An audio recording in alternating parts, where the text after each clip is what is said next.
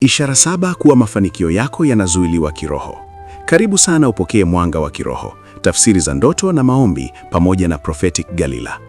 Kuna nyakati unajitahidi lakini matokeo hayakai.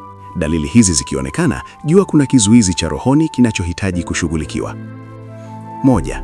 Kila jambo likikaribia kufanikiwa linavunjika ghafla. Upinzani wa rohoni hukata matokeo dakika za mwisho. 2. Ndoto za kurudi nyuma, shule, kijijini, nyumba ya zamani.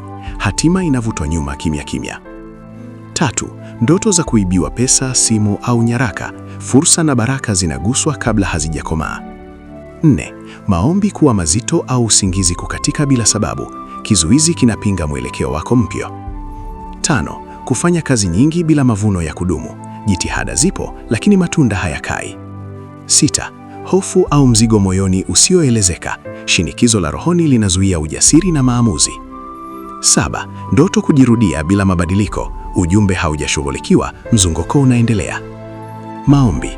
Bwana Yesu, navunja kila kizuizi cha kiroho kinachozuia mafanikio yangu. Nifungulie milango, nirekebishe mwelekeo na nione matunda ya kazi yangu yakikaa. Amen.